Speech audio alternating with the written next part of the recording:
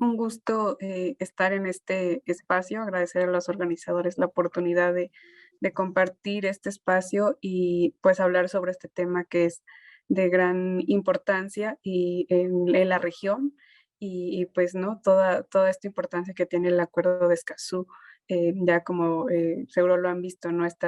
Esta columna vertebral de los derechos y que hoy vamos a ver el tema de la participación ciudadana. Eh, Bienvenidas. Yo he pensado pensé la sesión en dos grandes momentos. Uno, como esta pincelada rápida de la participación ciudadana como un derecho humano.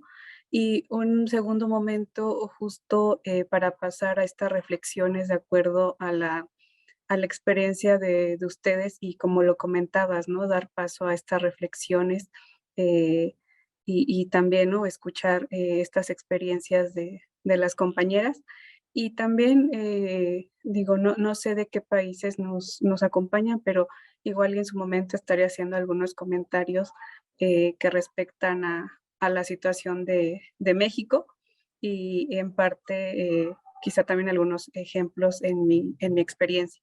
Entonces, sin más preámbulo, en esta sesión el componente pues es la participación ciudadana y antes de entrar como tal a la participación ciudadana, antes el tener como referencia que cuando hablamos o se trata de un asunto público, escuchamos hablar del término de participación y después de participación regularmente un adjetivo, ¿no? Que puede ser político, que puede ser electoral, que puede ser una participación civil, que puede ser una participación comunitaria, eh, social, etcétera, ¿no? Y parte de este adjetivo pues es como con este foco, esta lente con la que vemos o justo el espacio de donde se va a intervenir, ¿no? Y entonces, a partir de ahí, también nos surge la duda, entonces, ¿qué consideramos si hablamos de esta consideración de lo público y la participación, ¿no? Entonces, ahí hay varios elementos que vale la pena reflexionar, como el qué se hace, ¿no? Este comportamiento de qué en el entorno, cómo se está moviendo como tipo de diagnóstico y qué elementos son los que nos dan este camino a una acción, porque en sí, pues la participación ciudadana sería como este conjunto de, de actividades para intervenir en un espacio público y generar algún cambio. Entonces, hay qué acciones. Aquí hay una autonomía, es una acción voluntaria, ¿no? Ahí también, si hablamos desde ese enfoque de, de participación ciudadana, pues puede ser desde un nivel colectivo y también relacionado, ¿no? A una parte ya eh, eh, personal o una decisión propia, ¿no? Sujetos, quiénes deberían participar o quiénes participan, ¿no? Y conforme decía hace un momento al adjetivo, participación ciudadana, pues, por ejemplo, no tiene esta acotación a ser un ciudadano, ¿no? Y ahí dependerá, pues, de estos ejes, en algunos casos, ¿no? La edad en donde ya eres ciudadano cuando adquieres ciertos derechos, ciertas obligaciones y también el objetivo, para qué participamos, ¿no? ¿Qué queremos hacer en un entorno? ¿Para qué estamos generando acciones? ¿O qué queremos lograr? ¿Para qué? El otro es delimitar el ámbito, ¿no? Que puede ser también en la diapositiva anterior este adjetivo, ¿no? Si es a nivel de mi comunidad, si es a un nivel político, si es a nivel de una demarcación, si es a un nivel civil, etcétera, ¿no? ¿En dónde? Y luego la otra, si hay algún límite esto relacionado a una cultura, a una política, de hasta dónde podemos participar o considerando que si hay algunos principios o algunos elementos que nos puedan guiar. Y entonces, con esto, pues entonces, ¿qué es participación, no? Y aquí acotar la participación ciudadana, en donde ya también hay este componente, ¿no? De derechos y obligaciones, y podemos decir que que es este conjunto de acciones voluntarias realizadas por actores civiles con la intención de influir en un asunto público, promoviendo intereses y valores específicos. Y aquí importante, pues no de una manera violenta, ¿no?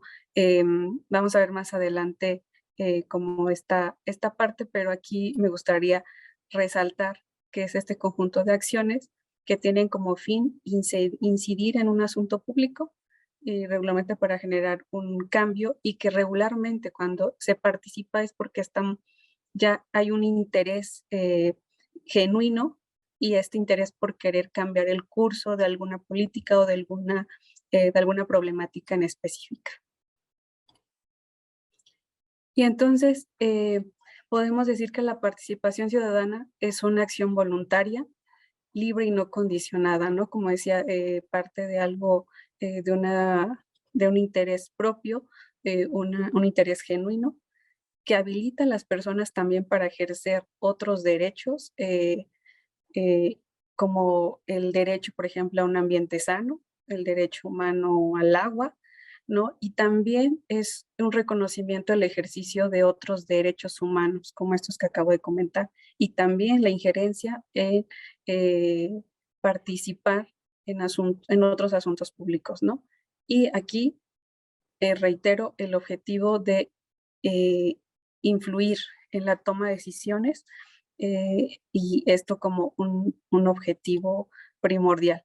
Y entonces, si digamos, tuviésemos que acotar o dar estas características a qué es la participación ciudadana, eh, aquí a manera de resumen, y esto también hay una bibliografía extensa, pero podemos decir que hay un comportamiento con una acción intencionada, que se tiene identificado el objetivo de esa participación, y que también hay una relación bidireccional, ¿no? Considerando que está el ciudadano como parte de una ciudadanía, de una sociedad, y el Estado, ¿no? Y también que hay, aparte de nosotros, pues hay otros actores sociales, ¿no? Que regularmente cuando hay una problemática, pues este mapeo de actores sirve en dado caso para construir una estrategia de participación ciudadana.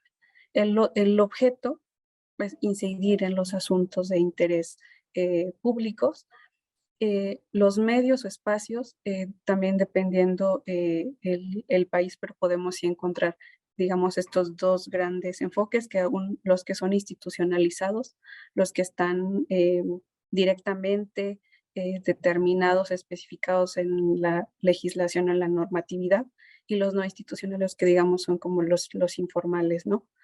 También las escalas, que puede ser desde un nivel comunitario, ¿no? A un nivel subnacional, nacional, incluso internacional. Y luego también como este marco de cultura o esta referencia ética, que aquí en el caso, así como otros derechos, pues es este marco de derechos humanos en donde no se engloba, valga la redundancia, pues diferentes derechos humanos, ¿no? Y entonces, si pudiésemos decir, si hay niveles de participación, y para esto también desde los años 60, ¿no? Con la escalera de participación en un nivel más bajo hasta un nivel más alto, en donde el nivel más alto logra un cambio significativo en la política pública. Digamos que se podría considerar que es de ser una participación informada, y puede ser como un primer escalón justo este acceso a la información, ¿no? Dicen que la información es poder, y la información, el acceso a ella, pues también es un requisito para ejercer el derecho. Y después está un nivel, digamos, consultivo, en donde la opinión es importante, y después puede ser un nivel de decisión decisorio, en donde en este nivel de participación pues tiene esta fuerza para tomar una decisión, y cogestión, en donde ya es un escalón también aspiracional, en donde es bidireccional, y hay esta ida y vuelta, y esta relación muy de cerca con el Estado, otros actores, ¿no? Y también visto que la participación ciudadana pues es un proceso de retroalimentación para influir en la toma de decisiones. Entonces, como mencionaba anteriormente, digamos, con una primera mirada, esta participación puede ser institucionalizada o no institucionalizada, ¿no? Y no institucionalizada, perdón, pues nos referimos a estos movimientos sociales que no están pues directamente en el marco de alguna institución, a las protestas, ¿no? Las manifestaciones espontáneas, los observatorios ciudadanos, incluso las propias organizaciones de la sociedad civil, ¿no? Porque es una manera de participar en un asunto público y en donde pues se alza la voz, ¿no? Eh, con algún específico e incluso a nivel también propositivo, ¿no? Como en el caso del Acuerdo de Escazú, en donde pues la sociedad civil ha sido clave en este proceso. Y luego la institucionalizada, donde podemos encontrar diferentes instrumentos de participación ciudadana que regularmente están especificados ya en la legislación, que van desde las consultas populares o iniciativas, el mismo voto, ¿no? Los comités ciudadanos, los consejos consultivos temáticos, etcétera, ¿no? Entonces, hay una amplia gama esta, de estas herramientas o vehículos para poder ejercer el derecho a la participación ciudadana. Y entonces ahí ya con esto que vemos qué es lo que no es participación ciudadana, ¿no? Como comentaba al inicio, pues estos adjetivos, ¿no? Entonces, la participación política, ¿no? Esto hablado desde un ámbito electoral y partidista, pues no es ciudadana, si bien está relacionado y como ciudadanos podemos tener ahí una injerencia, pues no es como una participación ciudadana, ¿no? La otra, una participación social en donde el componente de la colaboración y la acción subsidiaria entre actores sociales, pues es primordial. Y la otra, ¿no? La participación comunitaria, en donde ya hay una gestión de los asuntos comunitarios y que no necesariamente implican decisiones públicas estatales. Esto es en una esfera pues más intrínseca, más de la dinámica pues, de la comunidad y en donde intervienen pues ya incluso usos y costumbres y demás, ¿no? Después, también acá habría que retomar el tema de democracia y de gobernanza, pero aquí lo que quiero resaltar es que esta interrelación directa entre el Estado, la sociedad civil y el mercado, ¿no? Aquí es donde no solamente estamos pensando en esta actividad individual, sino también colectiva y esta relación con el Estado y propiamente el mercado y en esta esfera entre la relación direccional entre la sociedad civil y el Estado como clave justo para poder determinar o enmarcar este alcance de la participación ciudadana y garantizar este derecho a participar en los asuntos públicos de la mano con el Estado, incluso de una manera pues informada y oportuna. Parte de esta facilitación, incluso de la participación ciudadana, y no solo como ciudadano para poder opinar o para poder proponer, ¿no? Sino también del Estado como este receptor y también como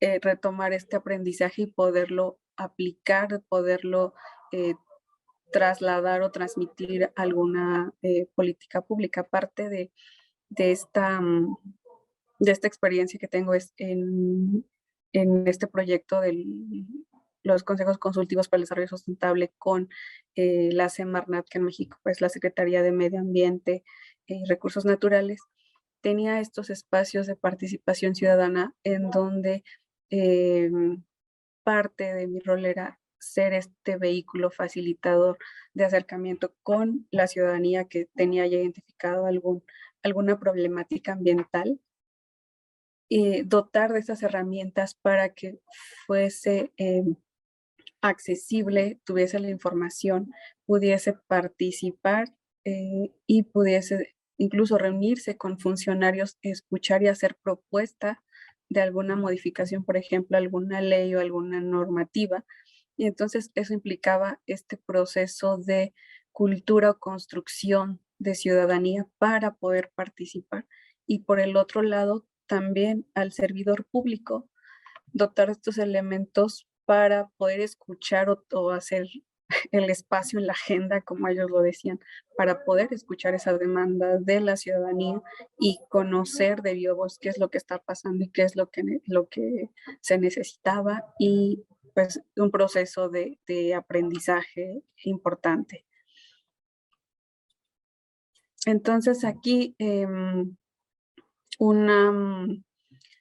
esto nos lleva a un nuevo estilo de gobierno, ¿no? De esta voluntad de escuchar, de no un diferente modelo de un control jerárquico, pero este modelo al que hemos visto, en donde el Estado es quien rige y no hay una recepción o escucha por parte de los ciudadanos.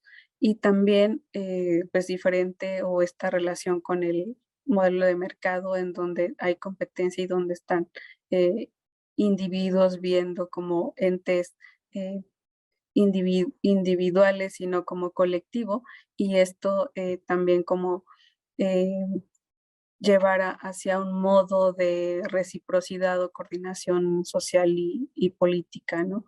Y también pues esto cabido a un marco de cooperación y la necesidad de esta interacción, ¿no? Entre sectores, sobre todo con la sociedad civil, ¿no? Y también esta sinergia o este vínculo de las organizaciones de la sociedad civil y esta relación entre lo público y lo privado. Y entonces, en este marco de gobernanza democrática, si pudiésemos, digamos, nombrar las características, y aquí es a donde la participación ciudadana tiene en la pirámide un lugar importante, digamos, como ya este requisito, eh, pues podemos decir que está la participación ciudadana, ¿no? La inclusión, que también pues resulta complejo y es a partir, ¿no? De cierto contexto, del nivel de incluso de participación de otros actores. También así como la reciprocidad, ¿no? A partir de esta comunicación, cómo se da este vínculo con otros actores.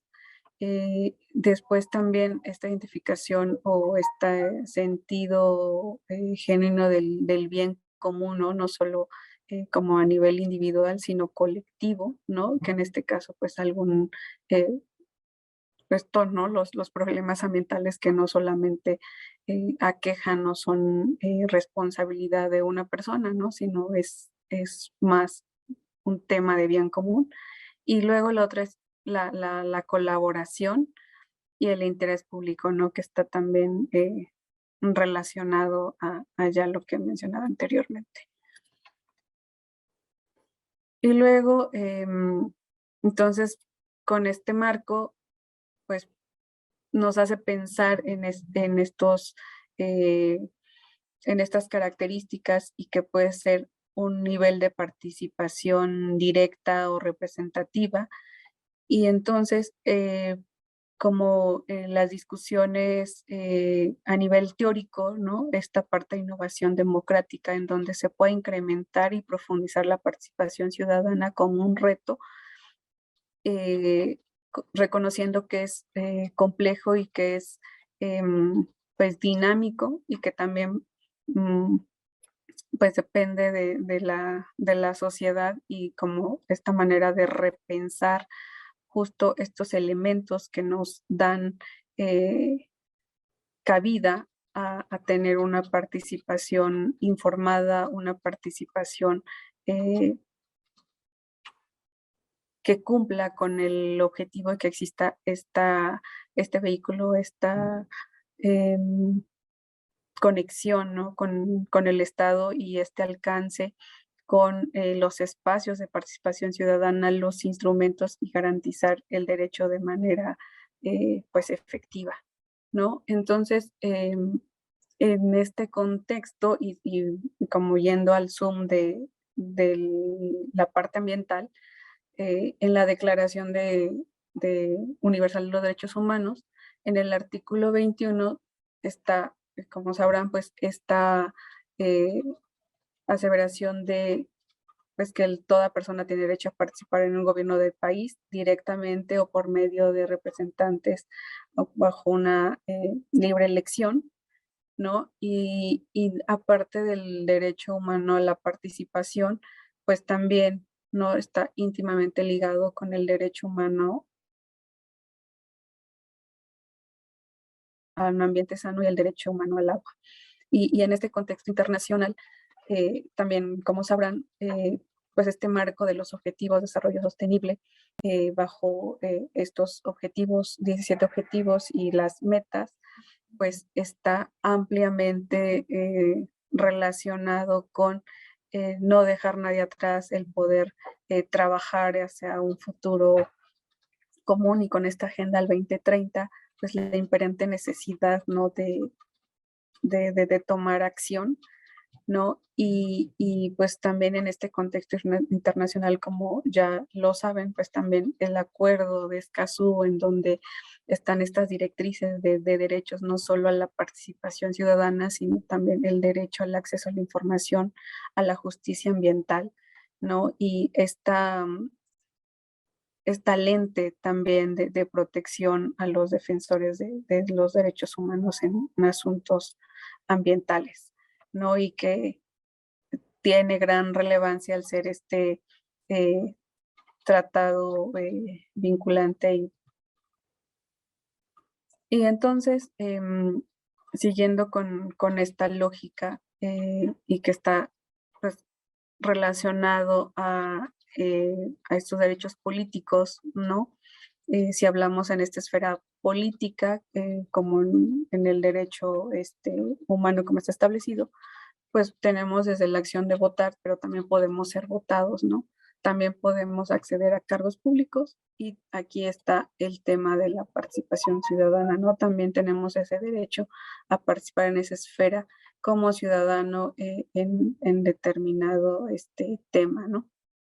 Y entonces, reiterando que la participación ciudadana como un derecho humano perdón, a la participación ciudadana, pues a un nivel institucional y no institucional, ¿no? Entonces aquí pues hay derechos y obligaciones y todas las instituciones del Estado pues tienen, ¿no? Este mandato de proteger, promover, garantizar y respetar este derecho.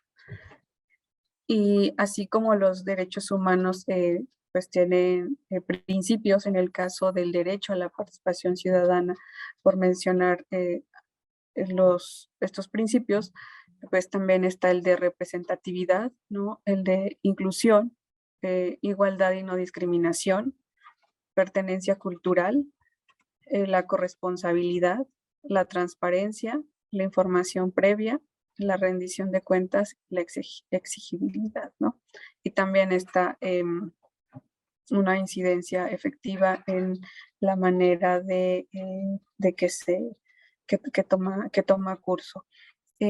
Aquí lo que quiero resaltar es que dentro de estos principios, pues está directamente ligada, ¿no? También a temas de acceso a la información, ¿no? De hacer justicia ambiental, este derecho a un ambiente sano, a condiciones también necesarias para el desarrollo como persona. Y luego también hay, que también ya lo sabrán, este principio 10, en donde también la participación ciudadana tiene un componente importante en donde se rescata este acceso a la información, ¿no? Sobre todo de medio ambiente, y a donde también esto hace que la autoridad pública cuente con esa información de manera pública, de manera clara, de manera desagregada, y que pueda pues ser de utilidad para los demás, para la ciudadanía, y que a su vez sea esta llave para poder participar en los asuntos públicos, ¿no? Y también pues que tiene que estar disponible, ¿no? Y hay varias eh, iniciativas que actualmente están como el gobierno abierto, etcétera, en donde la información es punto clave, y lo digo así como esta llave o primer paso para poder ejercer el derecho a la participación ciudadana. Y aquí también, pues como sabrán, el artículo 7 es el que nos habla de esta participación pública en los procesos de la toma de decisiones, y en donde cobra relevancia promover esta participación de una manera abierta, inclusiva en toda la toma de decisiones. Y, y, y pues bueno, ¿no? En el marco del acuerdo de Escazú, eh, que, que, que es importante ver con esta lente y también aquí a manera de espacio de reflexión, el por qué es importante hablar de los derechos humanos de las mujeres, ¿no? Aquí vimos de manera general este derecho humano a la participación ciudadana como, digamos, de manera general, pero en el caso de la mujer, ¿por qué es importante hacer esta distinción, ¿no? Y así dirigirlo, porque es importante la participación de las mujeres, y también desde su perspectiva cuáles son los retos identificados para garantizar el derecho a la participación ciudadana de las mujeres en su país, y también qué oportunidades se han identificado o ven para promover y garantizar este derecho a la participación de las mujeres en su país, ¿no? En un primer término, el por qué hablar de los derechos humanos de las mujeres, pues ya con esta pincelada rápida de los derechos humanos, pues en el caso de las mujeres aquí partimos de que pues en sí hay una cualidad, ¿no? O desde biológicamente y como en el contexto del desarrollo de la sociedad, o la mujer tiene un papel importante en todas las esferas y en las actividades, y sí tiene, ¿no? Esta diferencia, y también es una portadora, ¿no? De, de acción, de dinamismo, de fuerza, y que históricamente pues ha enfrentado, ¿no? Diferentes circunstancias, y pues es un elemento clave, ¿no? Y así como estos retos para garantizar el derecho a la participación, yo podría mencionar algunos y que quizá podamos discutir más adelante, pero en este marco, o al menos en México, pues es importante contar con este marco normativo en donde se ha reconocido sí el derecho, pero también que se generen estos mecanismos de acceso, ¿no? Con esto que comentaba anteriormente, en donde la información esté disponible, en donde eh, se identifique esta necesidad de información que pueda ser de utilidad y que dé pie a esta participación ciudadana, ¿no? Y dentro de las oportunidades, también podría mencionar el que existan estos espacios de convivencia, de intercambio de experiencias, en donde, eh, dada que la dinámica puede ser diferente o incluso por la temática o, o problemas ambientales de un lugar en específico, pues se puede aprender de esas lecciones, de esa experiencia, y que pueden ser pues una referencia y digamos como ganarle tiempo al... Todas, buenas tardes a todas y gracias a la ponente. Yo tengo una duda. Mencionaba durante de, de poder establecer estos mecanismos de participación, pero ¿cómo se podría hacer para que se Ujú. aceleren estos mecanismos de participación y asegurar de manera efectiva, pues, la participación de la ciudadanía, pero más allá de los ciudadanos, de las mujeres, ¿no? En cuestiones, eh, meramente de ambientales. Gracias. Sí, buena pregunta.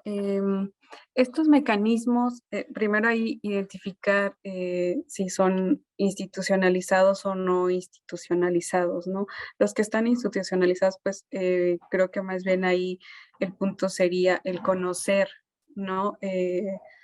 Si hay una ley, por ejemplo, si hay una ley de participación, que es ahí, por ejemplo, en donde se identifican, o dependiendo del tema, ¿no?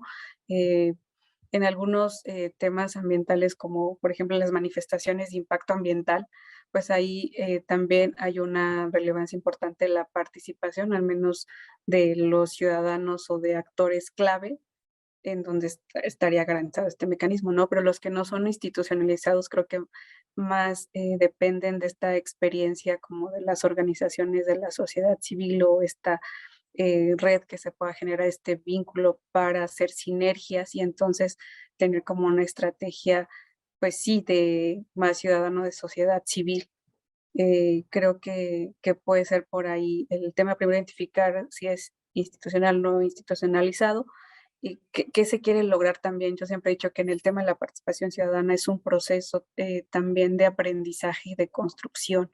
A veces, digo yo, cuando empecé como activista era como muy eh, optimista y decía, no, quiero lograr esto, pero luego a veces caía en frustración porque es que no puedo lograr, por ejemplo, ¿no? Que mi propuesta pase, ¿no? Y que mi propuesta no pase a un consejo consultivo o que la secretaría lo tome en cuenta, tenía que ver con un proceso de tiempos administrativos o incluso, ¿no? Esta formación del ciclo de la política pública, ¿no? Los tiempos.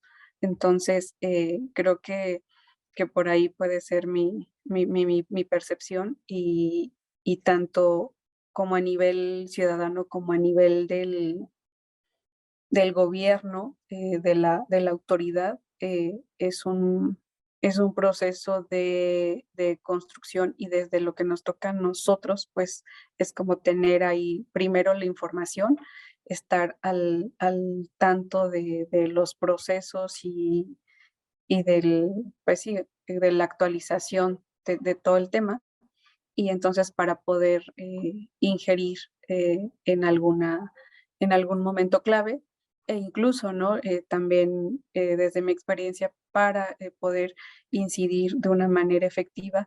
eh, a veces es muy relevante el contar con una estrategia de participación ciudadana, por ejemplo, a nivel colectivo, incluso a nivel individual, en donde tengas este mapeo de actores o al menos reconozcas dentro del escenario eh, que puede sonar así como muy trillado, pero justo quién es, digamos, esa cara o quién es el que puede generar ese cambio, puede ser mi aliado, ¿no? O varios aliados para lograr el objetivo.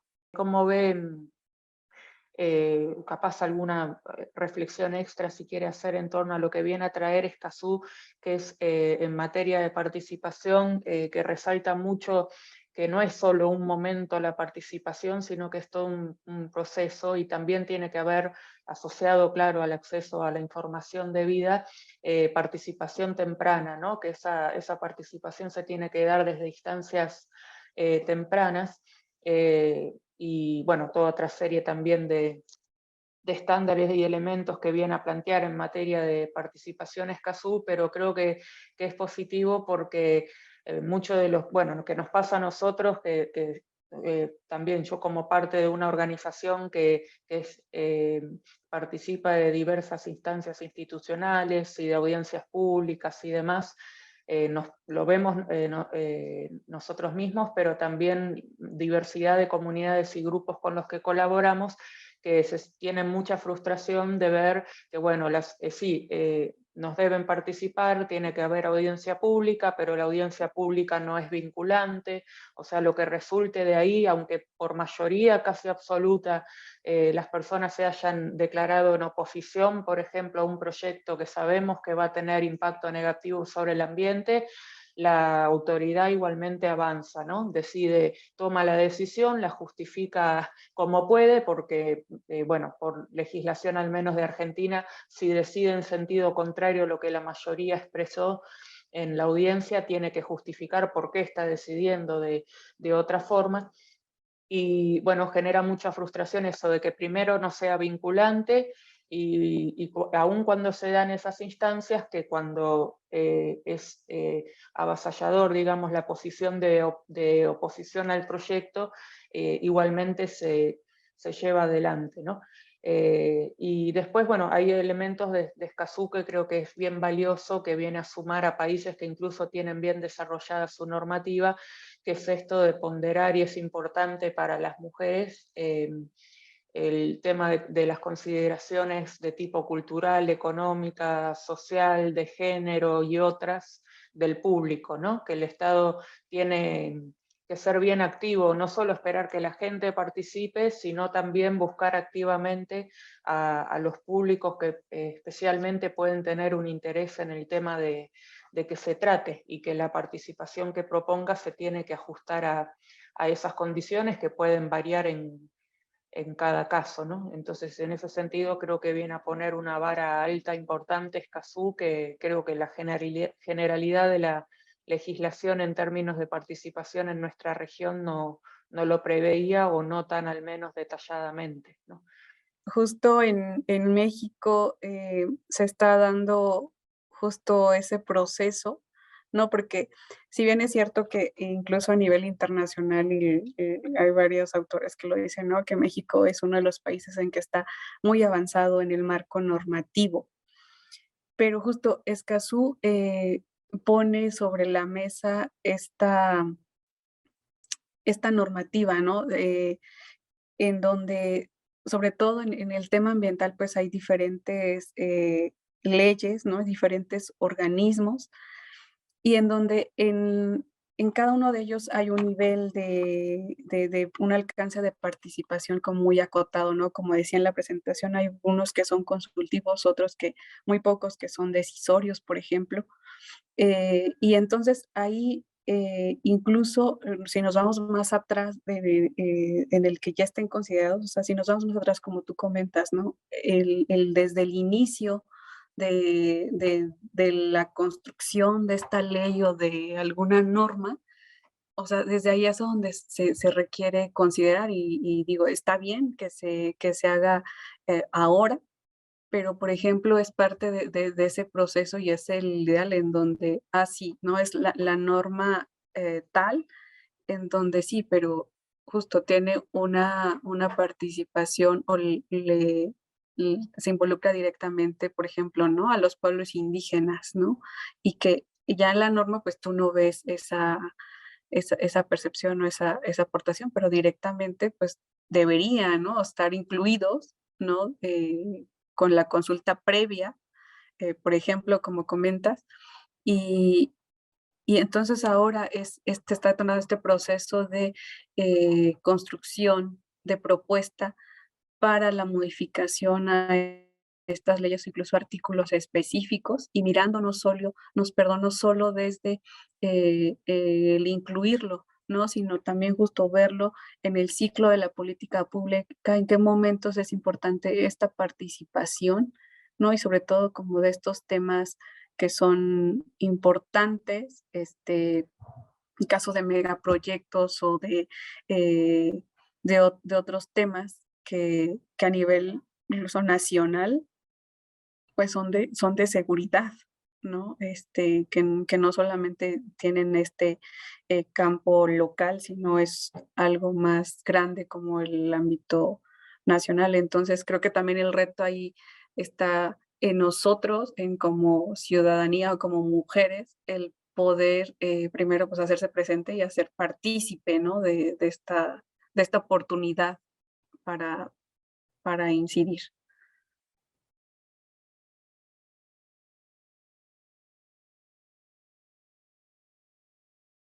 Sim, contar um pouco assim da nossa experiência aqui no Pantanal, aqui no Brasil. Né? Além de fazer parte do Instituto Gaia, eu sou professora aqui na Universidade do Estado de Mato Grosso, aqui no Brasil. Deixa eu voltar um pouco, para contar um pouco do Pantanal, de onde eu estou, né? Aqui, nessa parte alta, aqui no Brasil, que tivemos um grande aprendizado, né? Que estamos todos conectados por uma imensa área úmida, né? Que o Pantanal é uma grande área úmida aqui na parte alta no Brasil, mas está conectado, né, a muitas outras áreas úmidas que vão desde do Brasil, Bolívia, Paraguai, Argentina, Uruguai, né, na Bacia do Prata. E o Pantanal aqui, então, ele é considerado patrimônio nacional no Brasil, patrimônio natural da humanidade, reserva da biosfera pela Unesco, e possui 4 sítios Ramsar, né? E um deles é aqui, onde eu moro, mais ou menos por aqui, na Estação Ecológica de Itaiamã, né? No município de Cáceres, onde atualmente eu vivo. É um lugar, assim, com muita água, uma grande biodiversidade, né? De espécies de plantas, peixes, aves, mamíferos, né? Muitas diferentes fitofisionomias que são como hábitats, né, aqui na região. E mesmo com muitos conflitos e violências históricas, ainda é uma região de muita ancestralidade de povos indígenas. Muitos povos indígenas ainda sobrevivem na região, e também pequenas comunidades tradicionais pantaneiras. Para nós, né, reforçamos que é um lugar que tem muitos povos, tem uma grande biodiversidade e um sistema único no mundo. E ele é regido, assim, pelo pulso de inundação, pelos ciclos de cheia, enchente, vazante, seca, e anual, né, e plurianual. E esse Pantanal, ele está dentro de uma bacia hidrográfica, que é uma bacia hidrográfica do Rio Paraguai.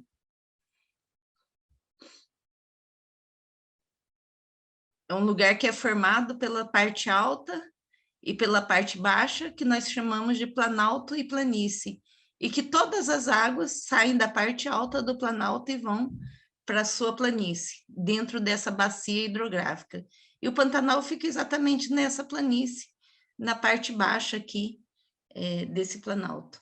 É um lugar que depende muito do que acontece lá em cima, né, na parte alta, que chamamos de planalto. É um lugar que na parte alta chove bastante, tem muitas nascentes, tem os aquíferos, mas também hoje está totalmente degradada essa parte alta, com muito desmatamento, uso pela agricultura, mineração, na parte alta, né, e na parte baixa menos impactos.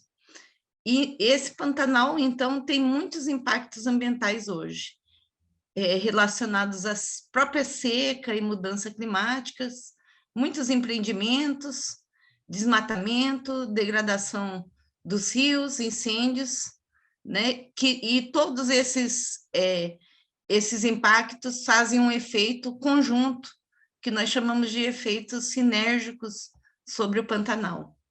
Então, isso é muito recentemente, em 2020, o Rio Paraguai sofreu uma seca muito grande, né? E nos últimos 10 anos, né, nós temos publicado estudos aqui que temos aumentado muito mais dias secos, então aumentou a seca, diminuiu a quantidade de chuva e também diminuiu a massa de água que existe no Pantanal, na área úmida do Pantanal.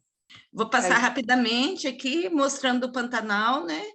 Que como uma imensa área úmida, conectada às outras áreas úmidas da Bacia do Prata. É um Pantanal com muita biodiversidade, com muitas comunidades indígenas e comunidades tradicionais, com uma grande biodiversidade, um sistema único no mundo. É um Pantanal regido pelo pulso de inundação, no sistema de enchente, cheia, vazante e seca. E esse Pantanal está dentro de uma bacia hidrográfica, que é a bacia hidrográfica do Rio Paraguai. E que ele é formado pela parte alta, que são chamados planaltos, né? E a parte baixa, que são as planícies. Da onde vem, da parte alta é que vem todas as águas para esse Pantanal. Na parte alta é onde se chove mais, onde temos mais aquíferos e nascentes. Infelizmente, é muito triste ver que é o lugar na parte alta onde se chove mais, né? Onde tem onde se está mais destruído, desmatado, e esse mesmo Pantanal sofre diversos impactos ambientais conjuntamente, como a seca, muitos empreendimentos hidrelétricos sendo instalados, o desmatamento, a degradação dos rios e, recentemente, muitos incêndios. Né? Aqui, como se pode ver, né, recentemente, em 2020, nós sofremos uma grande seca aqui no Rio Paraguai. E isso tem acontecido nos últimos 10 anos, com aumento de dias mais secos, né, e menor quantidade de chuvas, além de diminuição da massa de água das áreas úmidas do Pantanal. E as comunidades, né, têm sofrido muito, porque mesmo sendo o Pantanal uma imensa área úmida, já existe falta de água para as comunidades, né? E por isso que hoje clamamos por justiça climática. Por exemplo, né, existe uma proposta, existe planejamento para se instalar 172 empreendimentos hidrelétricos na parte alta do Pantanal. Atualmente, nós já temos 61 empreendimentos em operação, o que traz impactos diretos nas comunidades ribeirinhas, no regime de água, na diversidade dos lugares, né? E também na perda de biodiversidade. Só em um dos rios aqui, na nossa região, que é o rio Jauru, nós temos 6 empreendimentos hidrelétricos, que significa um rio totalmente fragmentado em diversas das suas partes, com desde hidrelétricas pequenas até grandes hidrelétricas acontecendo aqui em nossa região. E também existe uma proposta de se instalar a hidrovia Paraguai-Paraná num lugar onde é um dos lugares mais frágeis do sistema Paraguai-Paraná, no lugar que, por termos muitas curvas, meandros no rio, termos baixa declividade, é o lugar que forma a grande planície alagável que nós chamamos de Pantanal, e que a hidrovia, né, HPP, trará muitos impactos aqui para a região. Sofremos também muito assoreamento já no Rio Paraguai, e mais recentemente, cerca de 30% do Pantanal foi incendiado e foi constatado que, de fato, foram focos de incêndio criminosos que aconteceram aqui no Brasil. E de um lugar que é o Pantanal, de um lugar que nós temos uma teoria que é chamada de teoria dos rios voadores, né? Que as águas saem do Oceano Atlântico, vão até a Amazônia, e por causa da cadeia dos Andes não vai para frente, ela retorna, trazendo esses rios voadores com chuva e umidade, né, para o centro da América Latina e retornando para o Atlântico. Nos últimos anos, nós temos, com os incêndios e a falta de chuva, trazido uma ilha de calor, né, para o resto do continente.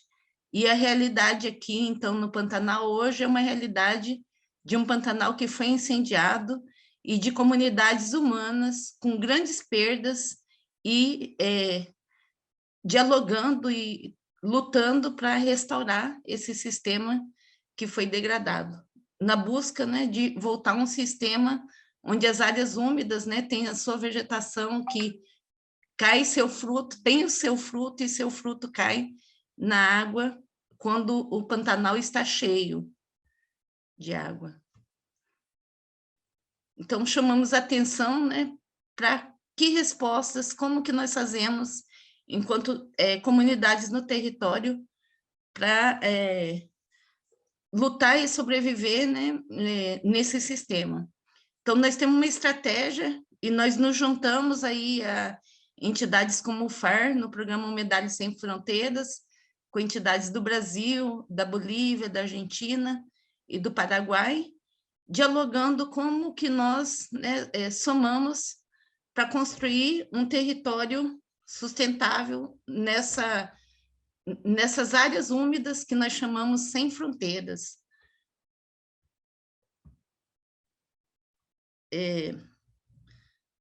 E para isso nós chamamos grupos sociais, sociedade e academia, num sistema de alerta, que parte de nível local até nível regional, para que façamos incidência política a partir da presença no território e nessa construção, né, de políticas públicas de forma coletiva, com diversos atores, grupos sociais, os mais diferentes possível. E eu vim mais especificamente para falar do nosso caso aqui no Pantanal, de como nós resistimos, né, a grandes impactos que estamos sofrendo, e grandes ameaças também ao nosso território, e para falar de uma política mais específica aqui do Brasil, que é a Política Nacional de Recursos Hídricos, né, que vai criar no Brasil um sistema nacional de gerenciamento de recursos hídricos, a partir de uma lei, né, que foi criada em 1997. É uma lei bem recente, logo após o período que nós criamos nossa Constituição, no restabelecimento da democracia em nosso país, porque até 1984 nós estávamos em regime ditatorial.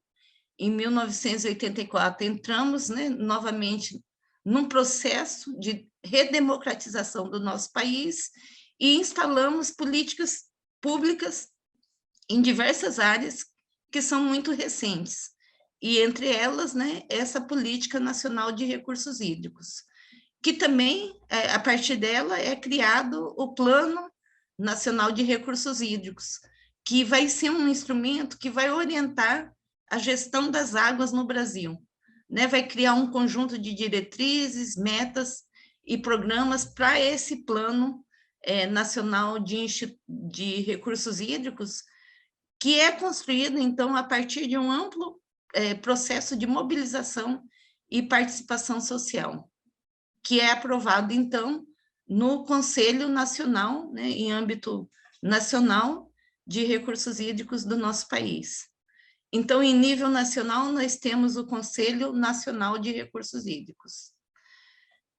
O objetivo desse plano de recursos hídricos é estabelecer um pacto nacional para definição de diretrizes e políticas públicas voltadas para melhorar a oferta de qualidade de água, né, a oferta da água em quantidade e qualidade, né, e assegurar também melhoria das disponibilidades hídricas, das águas superficiais e subterrâneas, a redução dos conflitos, né, sobre os potenciais usos da água, e a percepção da conservação da água como um valor socioambiental relevante.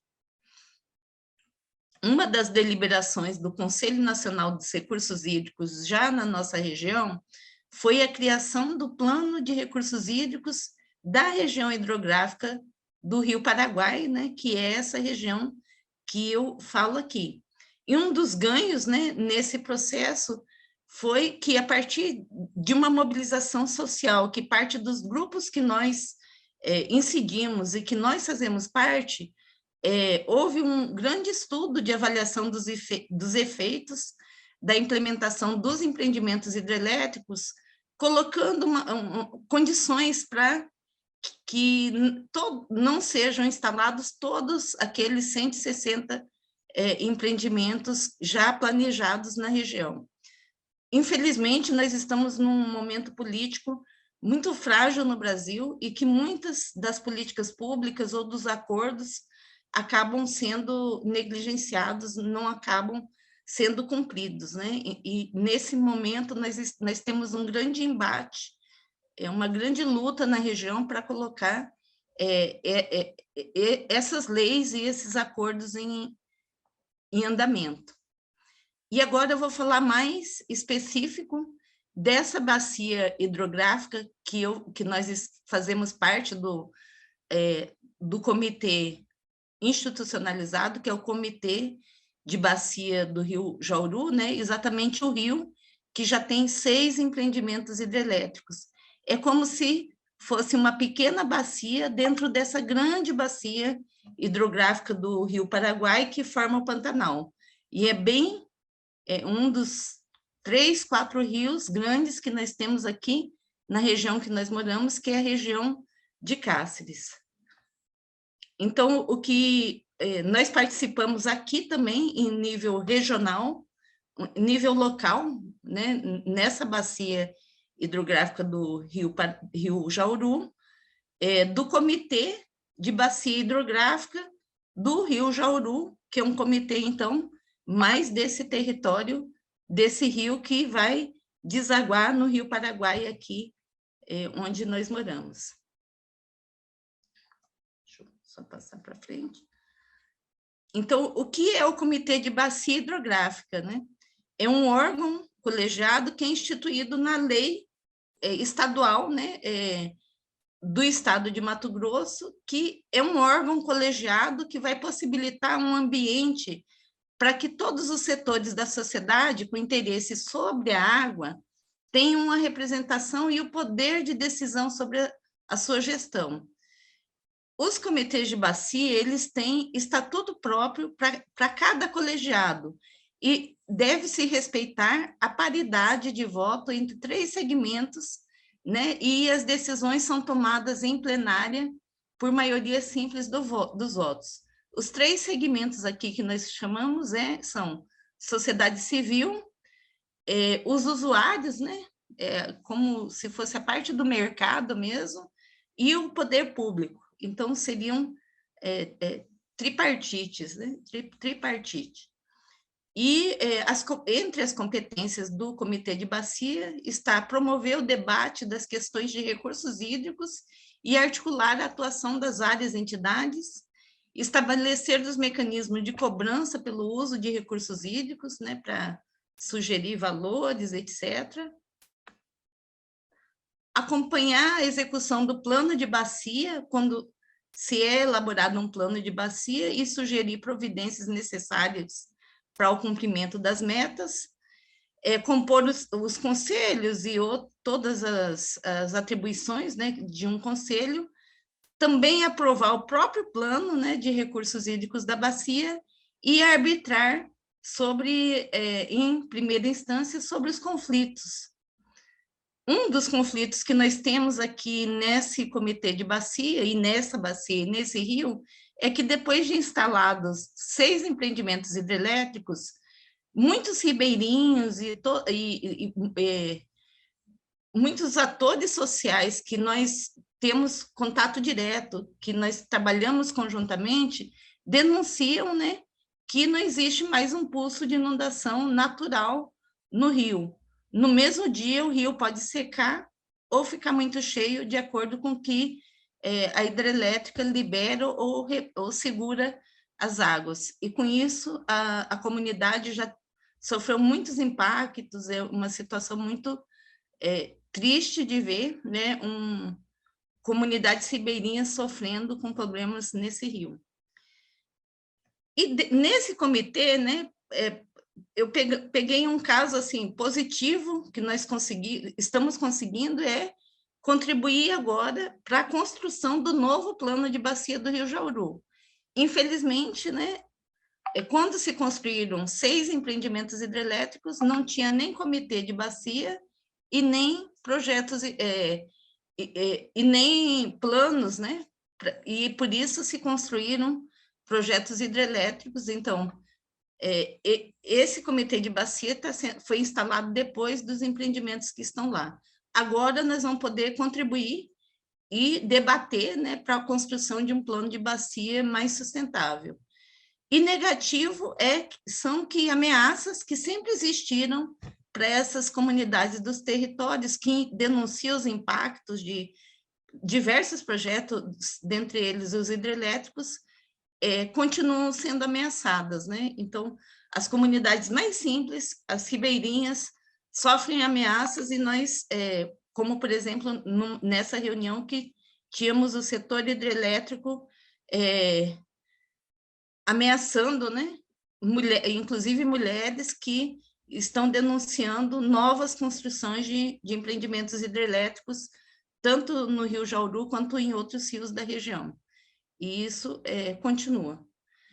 Então, na verdade, o que nós entendemos como estratégia é que precisamos estar, mesmo tendo as instâncias que são institucionais, que estão relacionadas a governo, a mercado, a participação da sociedade civil, que nós temos que ter o tempo inteiro um sistema de alerta que mobiliza, que dialoga, que está junto com a comunidade e como própria comunidade, compreendendo o nosso papel nesse território, né, que estamos, seja a academia, sejam as mulheres, os jovens, que são, de fato, os que hoje estão engajando nas lutas, né, ao mesmo tempo que são ameaçados de manutenção em seu território, preparar para compreender, né, o nosso papel nesse território, compreender como funcionam todas as instâncias,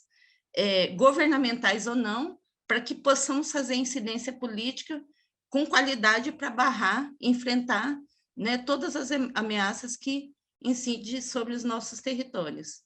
E aqui nós dialogamos sempre, né, que para restaurar todos esses sistemas, né, aqui está presente até Ingrid, né, assistindo a palestra aí, que é aqui, né, esse é o momento que nós fazemos dessas capacitações, diálogos com jovens, crianças, adultos, que para restaurar o sistema, nós precisamos restaurar cada um de nós, né, para que possamos compreender esse nosso papel aqui no território que fazemos parte. Hola, respecto al pantano, quería saber si existe algún cambio o algún análisis antes sobre tanto cambio de uso de suelo como esto de que puedan haber ahora incendios antes de que se pensara en instalar las hidroeléctricas. França, sim. Já existe esse processo de mudança de uso do solo, e principalmente considerando que o Pantanal, né, está dentro da bacia hidrográfica, então tem a parte alta e a parte baixa da planície, e na parte alta está totalmente desmatado, degradado, com produção de soja e vinda de muitos agrotóxicos e assoreamento, né, sedimentos para a parte úmida. E após os incêndios, existe um grande conflito do uso do solo para ampliação da pastagem. Em alguns lugares está tendo drenagem das águas para que haja plantio de soja também na área úmida. Então, há um grande conflito também hoje sobre a área úmida e sobre a perda das áreas úmidas. E quando nós falamos que os efeitos são conjuntos, é porque, ao mesmo tempo que esse processo, né, de mudança no uso do solo, tanto na parte alta quanto na parte baixa, está acontecendo, nós temos os empreendimentos de hidrelétricas na parte alta e uma hidrovia num lugar muito frágil, que é diferente de outras partes do rio, mais para baixo, que são mais largas, né, maiores, e que aqui na nossa região tem muitas curvas. né? E a maior preocupação é realmente a perda dessas águas y a perda da área úmida. Gracias, Solange. Bueno, tenemos algunas preguntas acá en el chat. Liz pregunta qué impacto ha tenido en la participación ciudadana de actores sociales, los crímenes cometidos al periodista inglés y al indigenista en esa zona. Bueno, y que eso fue muy triste.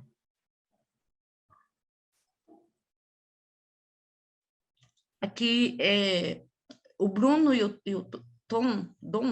Bruno e Dom, eles foram assassinados na região da Amazônia, mas por conflitos que são muito semelhantes aqui no estado de Mato Grosso, que é exatamente uma decisão política de ampliar, né, a violência no país. Então, da mesma forma que no ano passado, em anos atrás, no Brasil nós tivemos o Dia do Fogo, né, que foi incentivado muitos fazendeiros e até garimpeiros, né, que são os responsáveis pela morte de Bruno e Dom, de incendiar a Amazônia. Existe um incentivo à violência, um incentivo a esse processo de alguns grupos, como ligados à mineração, ligados ao desmatamento, ligados aos empreendimentos, de que se tornem violentos sobre qualquer situação que possamos estar passando, seja na mineração, né, como foi o caso do Bruno e do Dom, seja no cotidiano de defender uma floresta ou de defender uma área úmida, de haver incentivos à violência e incentivos que a população se arme. Então, recentemente, em nível nacional, houve uma lei, existia um projeto de lei sendo proposto para que fossem liberadas armas para caça, e foi com essas armas que Bruno e Dom foram assassinados. Aqui no nosso estado e no Pantanal, né, em nível estadual, está sendo proposta uma lei também para a liberação dessas armas para se caçar aqui no Pantanal. Exatamente esse tipo de política leva a ampliar os conflitos que são no território, que são pela terra, que são pela floresta, que são pela água. E então, o que resultou a morte de Bruno e Dom é exatamente essa sequência, né, de decisão política, de incentivo político à violência. Por isso que nós aqui, né, tomamos essa decisão de ter muito cuidado até com aquele pescador que informa que a régua mudou de nível e que já, só por informar isso, se sente ameaçado. Ou por uma mulher que vai numa reunião de comitê, essa que eu mostro uma foto aí, e fala que ela é contra empreendimentos hidrelétricos no rio Jauru ou rio Cabaçal, e o mesmo empreendedor do sistema hidrelétrico tenta humilhá-la, né, dizendo que ela é uma pessoa que não sabe, que não tem conhecimento técnico, não é uma pessoa que estudou, então ela tem que ser menosprezada num conselho porque não tem capacidade. E esse conselho abriga esse tipo de situação, são os conselhos que nós estamos, apesar de ser institucional, nós passamos por situações como essa aqui. Gracias, Solange. Tenemos otra pregunta más por parte de Eduardo, que dice, ¿cómo han podido sobrellevar la política del actual gobierno con su trabajo en la lucha por la conservación de los recursos y cuál ha sido la participación de las comunidades cercanas al río, así como el acercamiento al Comité de Cuenca? Nós tivemos grande exemplo na semana passada, a partir de uma companheira que a Ana conhece, que é a Cláudia, e que junto com essas comunidades fomos a Cuiabá que é a capital de Mato Grosso, dizer que essas comunidades existem, porque está sendo feita uma lei em Mato Grosso, né, uma lei para o Pantanal, onde eles reconhecem que precisam desmatar mais o Pantanal, porque os grandes fazendeiros precisam de mais áreas, né, para plantar sua pecuária, mas desconsideram, né, essas comunidades. Então, essas comunidades, elas têm resistido somando, né, a todas as forças que se pode somar. Então, juntamos todos, continuamos reunidos, dialogando, vendo cada situação que para destruir mais leis que estão sendo construídas várias para cada vez invisibilizar os povos e comunidades tradicionais e outros, né, de moradores de cidades ribeirinhas mesmo, qualquer outro grupo social que seja considerado inferior por ser não ser dos grupos majoritários, né, que comandam o país, precisam se unir, né, acompanhar todas as políticas a cada dia que se propõem de destruição e tentar resistir dia por dia. Então, todos os dias tem uma luta para se enfrentar até que se mude a situação que está posta, né? E a situação tende a piorar esse ano, né? Quando nós sabemos que grande parte da população mais violenta está armada. Então, temos que ficar, ao mesmo tempo que preocupados, resistindo, mas também muito cuidadosos, né? Para que todos nós possamos sobreviver a esse momento que estamos enfrentando aqui no Brasil. Então, eu acho que a resposta é com cautela, né, mas sem desistir, passo por passo, dia por dia, né, lutando para dar continuidade aqui, né, toda essa história aqui de luta de todo esse povo que está aqui no Pantanal.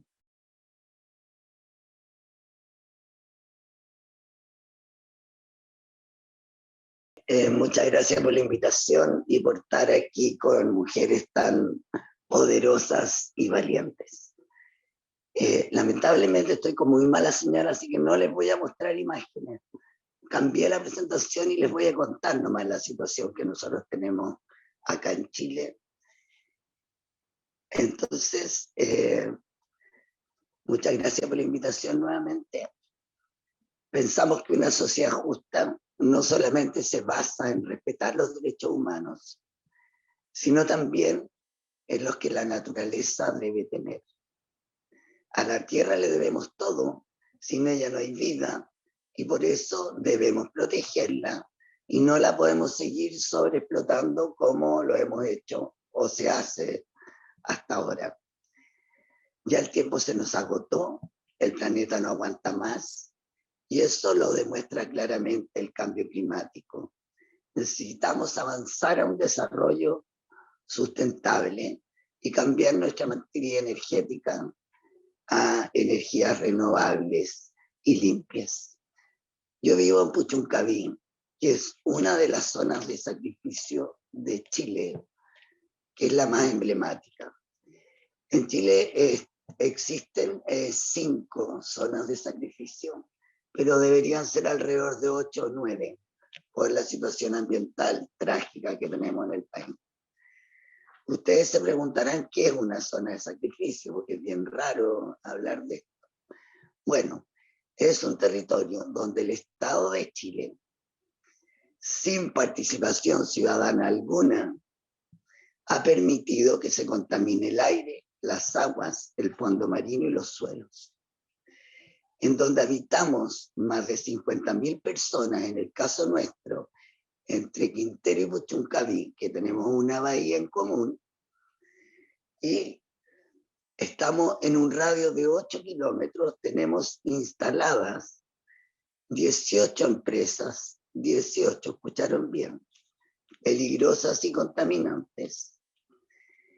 Nuestra bahía recibe y almacena combustibles fósiles como carbón, petróleo, gas natural, productos químicos.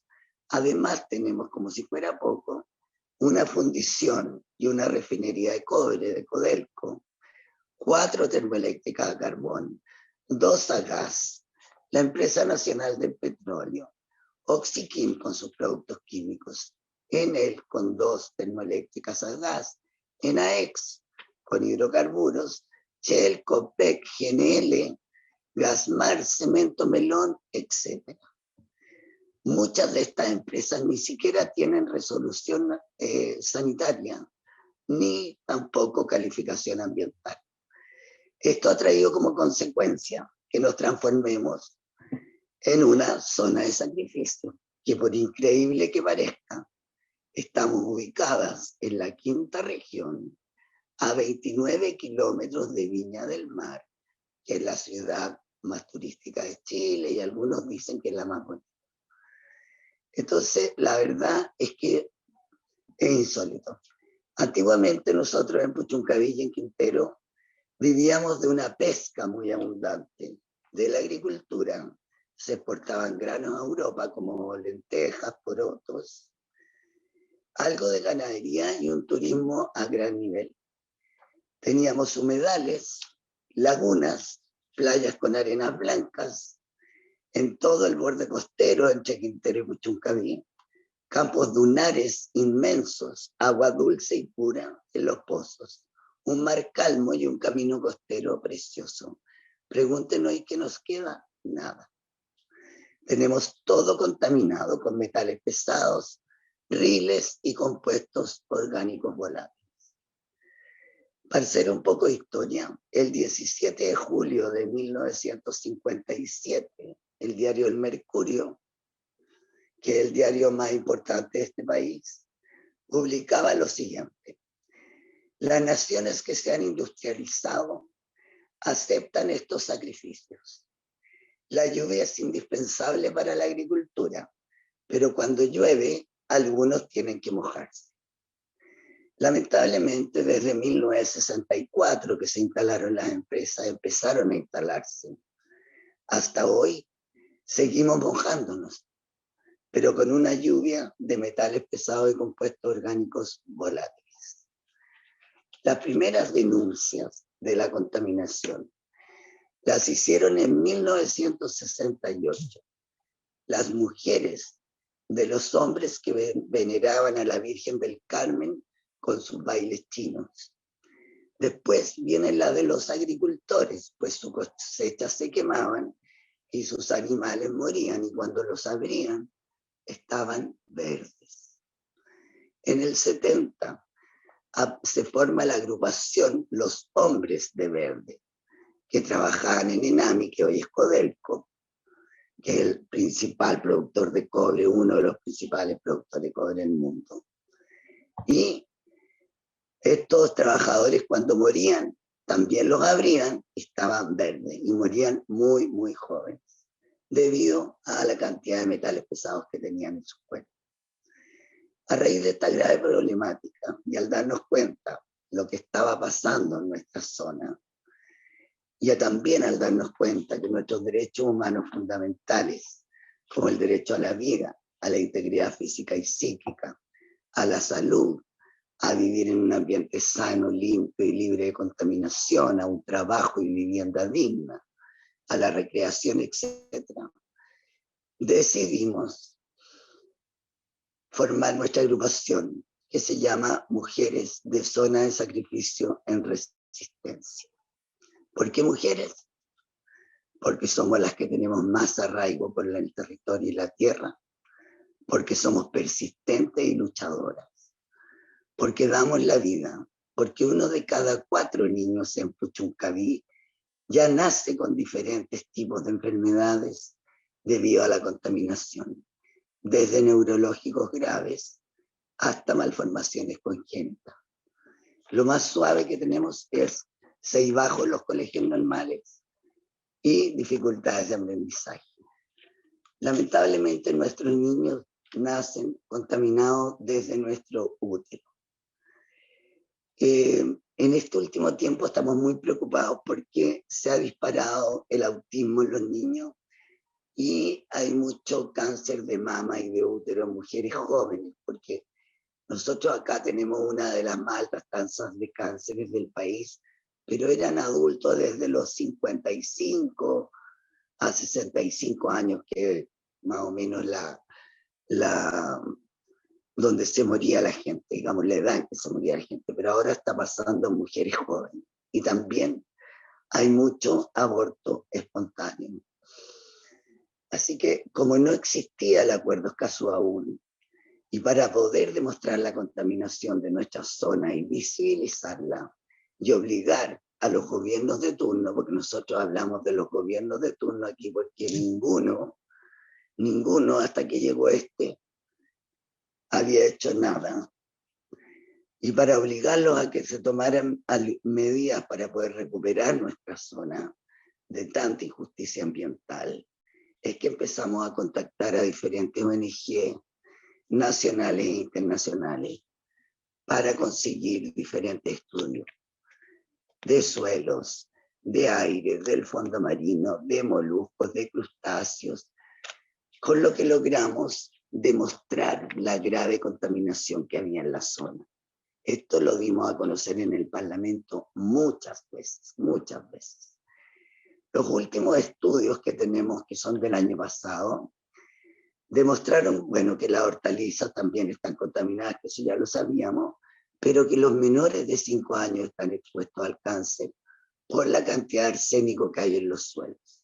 Entre paréntesis, no hay norma de arsénico, y muchas normas no hay.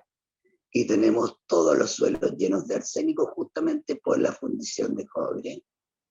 Y ahora recién se está implementando una nueva norma de arsénico, al igual que de compuestos orgánicos volátiles, que tampoco existía norma. Este estudio fue hecho por 2 universidades chilenas, una rusa y una norteamericana.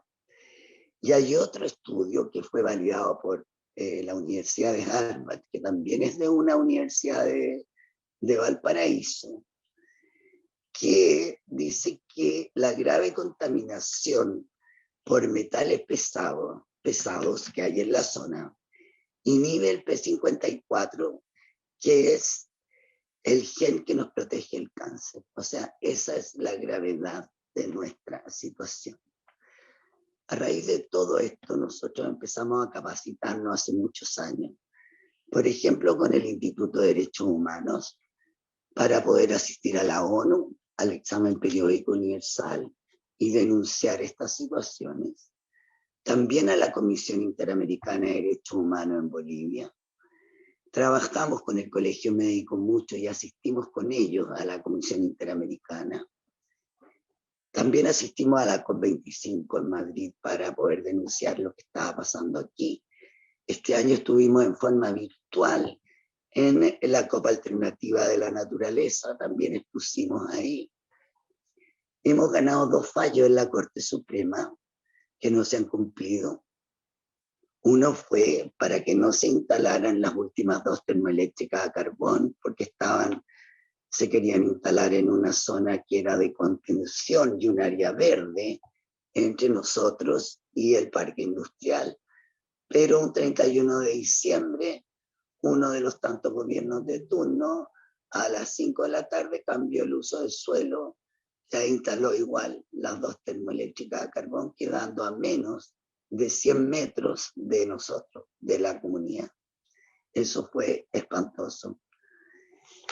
El segundo fallo que ganamos fue a raíz de las intoxicaciones masivas de nuestra población del año 2018, que se nos intoxicaron más de 2.000 personas, la mayoría niños y mujeres, y que hasta ahora no se había cumplido, y que este gobierno está partiendo recién con muchas ganas de hacer cosas, digamos. Hemos trabajado con las comisiones de medio ambiente de la Cámara de Diputados y de la Cámara de Senadores. Hemos tenido que recurrir a medios internacionales con muy buenos reportajes para dar a conocer la situación de la zona. Todas estas cosas las hemos hecho para que desde afuera se empezara a incidir a los gobiernos acá que tenían que cambiar nuestra situación. Si no, nosotros no veíamos cero voluntad política de todos los gobiernos. Y lamentablemente la constitución que tenemos fue hecha en dictadura por 5 señores terriblemente conservadores y machistas, y no nos ayuda en nada en nuestra situación. Por eso es tan importante para nosotros que se apruebe la nueva constitución ahora, que los constituyentes fueron elegidos democráticamente. Estamos en eso trabajando, porque si no, nuevamente vamos a retroceder. Desde el 2008 en adelante, venimos denunciando las intoxicaciones de nuestros niños, siendo las mayores el 2011 y el 2018. El 2014 hubo un gran derrame de carbón en la bahía correspondiente a NAP, que también es una empresa lamentablemente del Estado. Desde el 2009 al 30 de junio de este año, llevamos en la playa de Ventanas, que pertenece a Puchuncaví, casi 1000 varamientos de carbón. Casi 1000 varamientos de carbón. O sea, todas las semanas tenemos varamientos de carbón por la mala tecnología que tienen las empresas en nuestra zona y por el carbón que trae Aesande o Aegener para sus termoeléctricas. Los pescadores hoy, en vez de pescar, que es lo que saben hacer, como ya no hay nada, no tienen que pescar, entonces las empresas los contratan para callarlos, por supuesto, cooptarlos y que limpien el carbón de la playa. Y eso los ha hecho perder, según nosotros, hasta su dignidad. Hemos presentado demandas para demostrar el daño ambiental y variados recursos de protección. Bueno, hemos recibido muchas amenazas. Ustedes comprenderán que no es fácil para nosotros porque tenemos muchas empresas, la mayoría ahí trabajan hombres y además muy poquitos viven en la zona, el resto vienen de afuera, porque necesitan mucha gente mientras se construyen, pero una vez que están funcionando es muy calificada la mano de obra que necesitan, por lo tanto la gente nuestra son muy pocos los que trabajan ahí. A pesar que el gobierno anterior, el gobierno del presidente Piñera, promovió el acuerdo Escazú, que fue una vergüenza porque finalmente se negó a firmar. Pero no todo ha sido malo. Al asumir este gobierno, el actual presidente Boric, en la primera semana de su gobierno, firmó el acuerdo Escazú. Y el Parlamento, gracias, por suerte, lo ratificó. Ahora falta que es elegido. El cambio para nosotros ha sido sustantivo. Vemos con mucha esperanza que hay voluntad política para proteger el medio ambiente y la salud de todos nosotros. Ha habido una real participación ciudadana en este último tiempo. Las autoridades se han sentado con nosotros, nos han escuchado, están permanentemente en el territorio. Ya han implementado, a pesar del poco tiempo que llevan, un plan preventivo de salud para partir, obviamente, para que nuestra población al menos no se siga intoxicando, y le han bajado a todas las empresas que pueden emitir mucho menos. Le han bajado, digamos, que pueden producir menos mientras esto se arregla de alguna forma. El presidente Boric, en un hito histórico, decretó el cierre de la fundición de Codelco que nosotros veníamos pidiendo hace mucho tiempo, porque es la industria que más nos contamina con dióxido de azufre. El 63% de las emisiones de dióxido de azufre, y además de todos los metales pesados que ya les conté, son de ellos. Y aparte de eso, exceden todo el tiempo la normativa, que es muy permisiva, al igual que Aegener o Aesande hoy en día con sus termoeléctricas a carbón. Y por lo tanto, por eso tenemos tan malo el aire y tanta intoxicación de nuestros niños. Por fin se están fiscalizando las empresas, cosa que no se había hecho jamás. El resto del CO2 pertenece a las termoeléctricas a carbón y logramos que se cerrara una. Y se supone que este año deberían cerrarse la segunda. Y al 2025 deberían estar cerradas las otras dos que quedarían. El resto de las empresas van a ser sometidas a evaluación ambiental porque para ver qué compuestos volátiles y qué otra cosa es la que emiten, porque aún no sabemos qué respiramos, aunque ustedes encuentren increíble, aún en nuestra zona no sabemos qué respiramos y qué es lo que intoxica a nuestra población. Sabemos que es la sinergia de los contaminantes, eso lo tenemos claro, pero no sabemos específicamente qué compuestos son, aparte del dióxido de azufre y el material particulado, que es lo que tenemos normado. Estamos pidiendo además que la normativa sea de acuerdo a lo que promueve la OMS.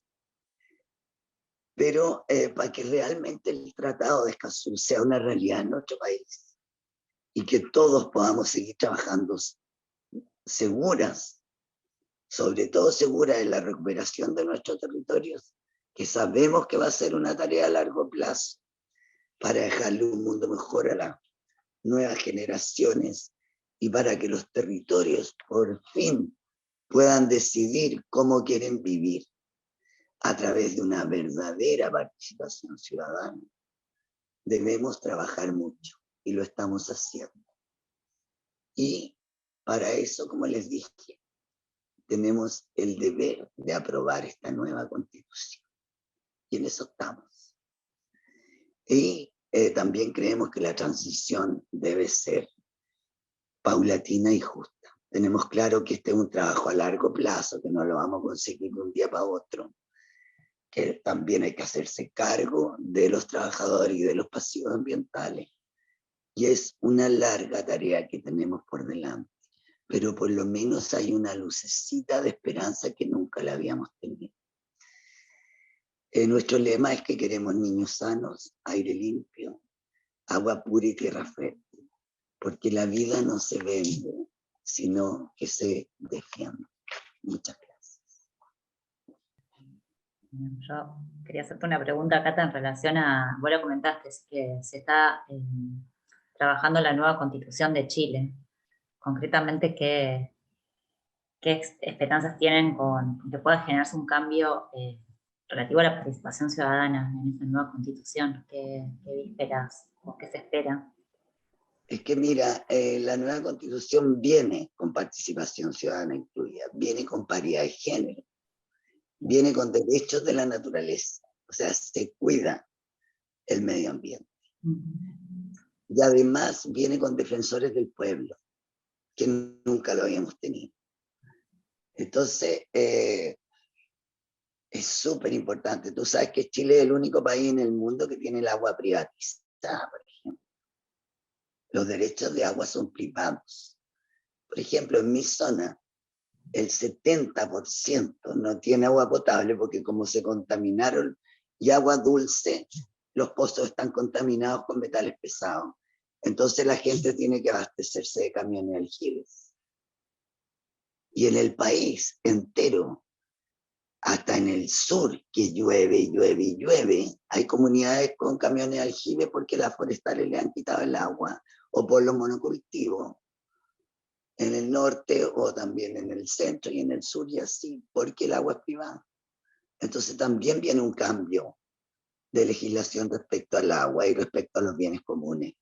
Entonces es imprescindible, como te digo, que esto pase, porque si no nos vamos a ir para atrás de nuevo, y sobre todo las mujeres que ya, entre la Constitución que tenemos y la pandemia, hemos perdido muchísimo a las mujeres, porque somos al final las que nos hacemos cargo de todo. Entonces, para nosotros es fundamental que se apruebe la nueva Constitución. Una pregunta, ¿cómo les fue ante la EPU de la ONU? ¿Cómo fue la experiencia de EPU de la ONU? Mira, nosotros... ¿Y contra qué país fue? Bueno, nosotros le tocaba a Chile en ese año el examen periódico ni eso. Nosotros fuimos y también fuimos representando a todas las zonas de sacrificio, entre paréntesis. Cuando expusimos, nos miraban con cara así como rara, Chile, ustedes. Porque Chile tenía pero una imagen fantástica afuera, que no había ningún conflicto, nada, era un ejemplo de economía y toda la tontera que ustedes saben. Y dijimos, pucha, nadie nos pescó, no fue re mal. Quedamos como muy no sé, como desilusionadas en el fondo, pero a raíz de eso pedimos audiencia con los relatores, con todos los relatores.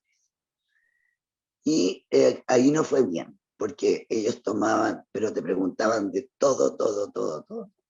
Fue muy bueno. Y cuando llegamos a la Interamericana de Derechos Humanos, bueno, ahí fuimos más preparados, fuimos ya con el colegio médico, con una de nuestras abogadas, fuimos 3. Y después de poner todo, llega una comisión, una alta comisionada a la comisión y expone y ratifica todo lo que nosotros habíamos dicho. Ella había venido a Chile y a nuestra zona sin que nosotros supiéramos y corroboró todo lo que nosotros estamos diciendo y la ONU la había mandado. Así que en principio nosotros creímos que no pasaba nada con la ONU, que quedamos como desilusionados, como te digo, pero al final fue súper positivo. Y de ahí han venido todas las recomendaciones para que el país se haga cargo de las zonas de sacrificio. Así que es súper bueno ir. Aunque sea cortito el tiempo que tú tienes, en exponer en la misma ONU, digamos, pero después la experiencia con los relatores es fundamental. Es súper bueno.